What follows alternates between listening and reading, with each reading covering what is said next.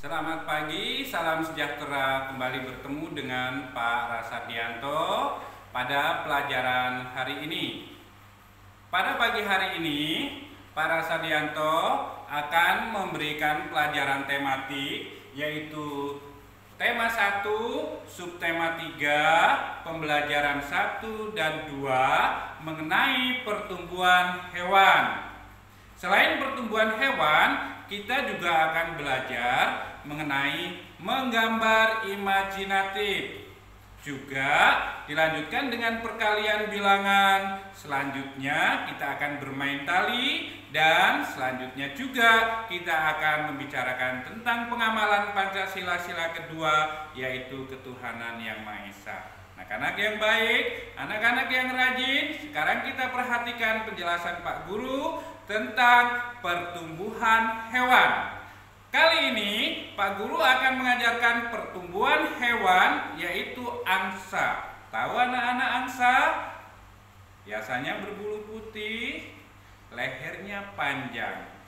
Pertumbuhan angsa dimulai dari telur. Kalian ingat bahwa telur dirami induknya. Telur angsa menetas selama 28 hari. Kita lihat telur angsanya. Nah, telur angsa tumbuh, berkembang menjadi anak angsa.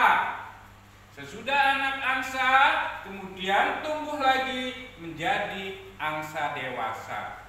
Pak Guru ulangin lagi, pertumbuhan angsa dari telur tumbuh menjadi anak angsa, kemudian angsa dewasa. Selanjutnya, pertumbuhan hewan kelinci. Kelinci pertama kali ada di dalam perut induknya. Kelinci berkembang biak dengan cara melahirkan anaknya. Setelah dikandung anak kelinci dalam kandungan ibunya selama 35 hari, lahirlah anak kelinci. Anak kelinci kemudian tumbuh menjadi kelinci remaja, dan selanjutnya tumbuh kembali menjadi kelinci dewasa. Banyak Pak Guru ulangin hewan-hewan yang berkembang biak dengan cara melahirkan anaknya. Ada kambing, ada sapi, dan ada kucing. Demikian pertumbuhan hewan, khususnya angsa dan kelinci. Sekarang Pak Rasadianto akan mengajarkan tentang gambar imajinatif. Menggambar imajinatif. Menggambar imajinatif adalah melukis atau menggambar sesuai dengan khayalan pelukisnya. Misalnya berupa garis dimulai dari garis tegak, garis lengkung, atau bahkan lingkaran. Sekarang kita lihat, tadi pada pelajaran sebelumnya kita sudah menghayalkan tentang angsa. Pak Guru akan menggambar imajinatif. Nih, kita imajinasikan dulu. Ini, wah Pak, itu angka 2. Kita bisa menggambar angka 2 membentuk angsa. Kita lihat coba, kita kasih kepala. Ini paruhnya, ini matanya. Maka gambar imajinatif ini bisa menjadi angsa. Tuh, kita menggambar dari angka 2 bisa menjadi gambar angsa. Wah, angsanya, wah belum bagus, nanti kita bagusin lagi. Angsanya sedang berenang. Nih, dari angka 2, begitu juga dengan kelinci. Kita bisa menggambar angka 3. Angka 3 ini bisa jadi kelinci. Wah, kurang jelas ya. Angka 3-nya bisa jadi kelinci. Kita buat angka 3-nya.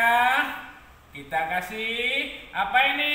Telinga. Ciri khas kelinci, telinganya panjang. Ya, kita gambar kelinci. Ini kakinya. Kakinya. Kelinci kakinya ada berapa? Ada 4. Wah, kurang jelas. Kakinya ada 4. Ini tangannya. Kelinci makan apa ya? kelinci banyak makan tumbuhan, yaitu wortel. Ada kumisnya kelinci. Nah, ini adalah gambar imajinatif, menggambar dimulai dari garis, lingkaran, atau lengkung. Selanjutnya masih ada lagi. Wah, Pak Guru mau gambar anak angsa lagi. Kita gambar anak pertama kita lingkaran. Lingkaran kecil, lingkaran besar, ekornya, matanya. Ini gambar anak gambar anak angsa.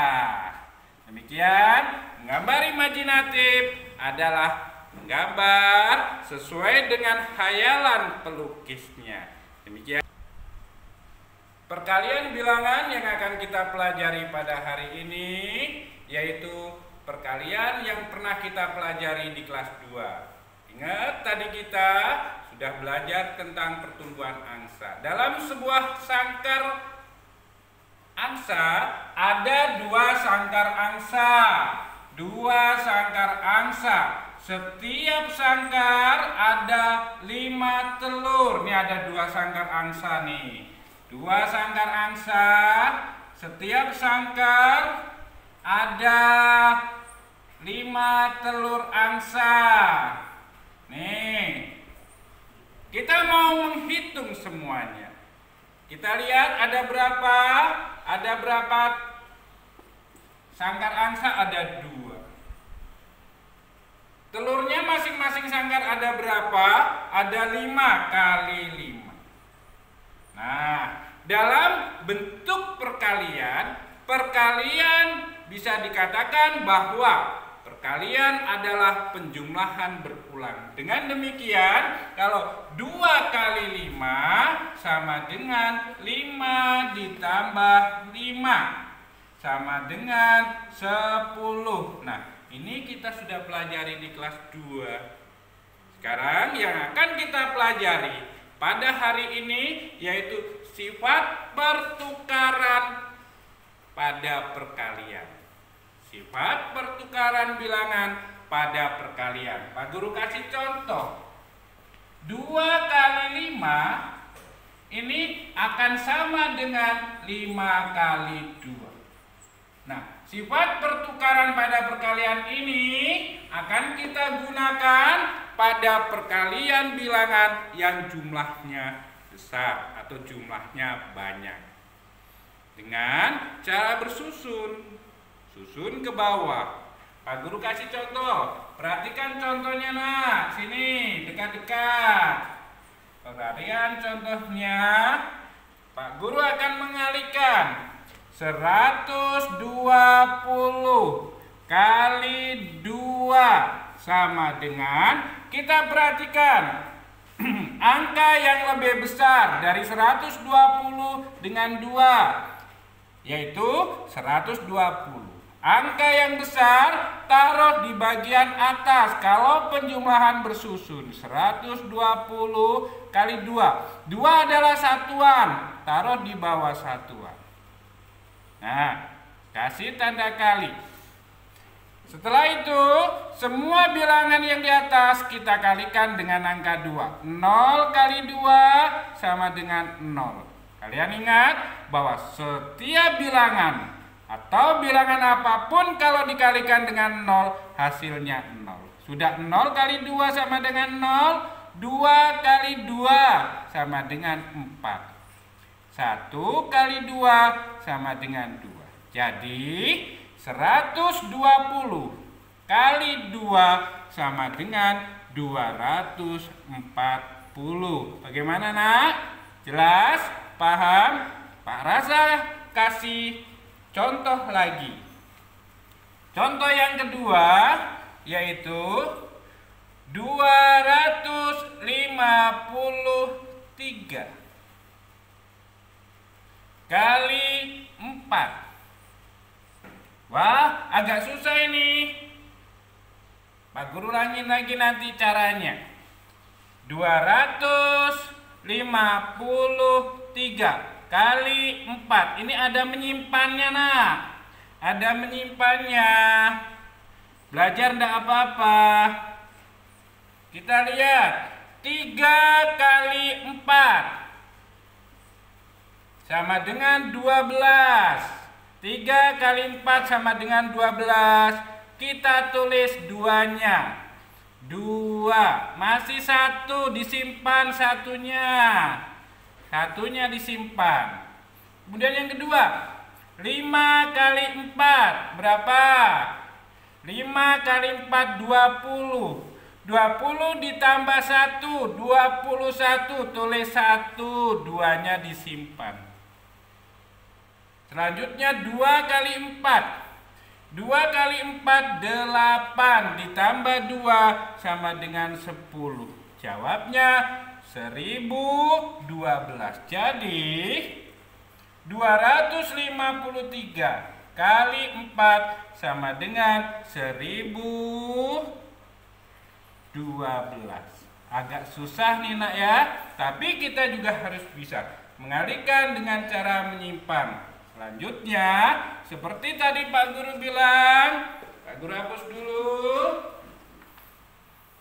Seperti Pak Guru bilang tadi, ada sifat pertukaran bilangan pada perkalian.